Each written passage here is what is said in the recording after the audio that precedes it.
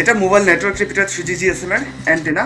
এটা মূলত থাকবে ছাদে লাগানোর জন্য মূলত এই অ্যান্টেনাটা ব্যবহার করব আমরা। তো এই অ্যান্টেনার ছাদ থেকে একটি লাইন বাসায় বা রুম পর্যন্ত নিয়ে আসার জন্য আমরা 10 মিটার কেবল দিয়ে দেব, যেটার দুই প্রান্তে দুইটা কানেক্টর থাকবে আর কি। সো কানেক্টরটা লাগবে কীভাবে আমি দেখিয়ে দিচ্ছি। এভাবে ধরার পর যদি আমরা লেফট থেকে ঘুরাই এভাবে অনবরত, তাহলে এই কানেক্টরটা এক সময় লেগে যাবে। যখন আমরা ছাদ থেকে একটা অ্যান্টেনার মাধ্যমে কেবল দিয়ে রুমের ভিতর নিয়ে আসলাম, তখন আসলে আসবে মূলত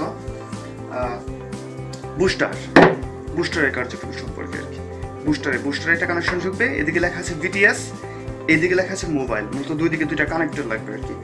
সো ছাদ থেকে যে কানেকশনটা আসবে কেবলের মাধ্যমে সেটা লাগবে VTS এর মাধ্যমে। সো আমরা একটু লাগিয়ে দিই সেম ওয়ে, এটা ঘুরে দেবে ডান দিকে। আমরা ছাদ থেকে কেবলের মাধ্যমে কানেক্ট দিয়ে মোবাইল GSM রিপিটারের মাধ্যমে কানেকশন নিয়ে আসলাম। নিয়ে আসার পর মূলত এখান থেকে বুস্ট করবে নেটওয়ার্কটা, এই ডিভাইসটা মূলত বুস্ট করবে। যেখানে নেটওয়ার্ক সিগন্যাল কম পায় সেটা সে বাড়িয়ে দেবে এই ডিভাইসের মাধ্যমে। বাড়িয়ে দিয়ে রুমে সরানোর জন্য, রুমের ভিতরে নেটওয়ার্ক ছড়িয়ে দেওয়ার জন্য আমরা একটা সিলিং অ্যান্টেনা দেবো এরকম, যেটা মূলত ঝুলিয়ে রাখতে হবে আসলে এইভাবে রুমের ভিতর, এইভাবে ঝুলিয়ে রাখতে হবে অ্যান্টেনাটাকে। এটা রুমের মাঝ বরাবর দিতে পারলে সবচেয়ে ভালো হবে আর কি। সো এইটার কানেকশনটা হবে কীভাবে আমি দেখিয়ে দিচ্ছি। এইটা সেম ওয়েতে মোবাইলে, যেদিকে মোবাইল লেখা আছে ঠিক এইদিকে রুমের ভিতর যে অ্যান্টেনা থাকবে সেটার কানেকশন দেওয়া হবে।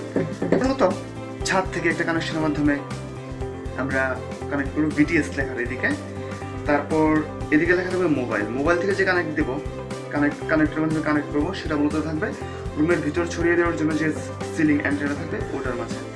ওকে, আমরা কানেকশন দিলাম। এখন আমরা একটু পাওয়ার দিয়ে আসলে টেস্ট করি কাজ করে কীভাবে। আমরা 12 ভোল্টের একটা পাওয়ার অ্যাডাপ্টার দিয়ে কানেকশন দিলাম। এখানে পাওয়ার দেখাচ্ছে, একটু পর এদিকে সিগন্যাল দেখাবে 3G GSM সিগন্যাল, এদিকে 3G 5টা অ্যান্টেনা থেকে 4টা অ্যান্টেনা বাচ্চা দেখাচ্ছে, এবং GSM 5টা থেকে 4টা অ্যান্টেনা দেখাচ্ছে আর কি।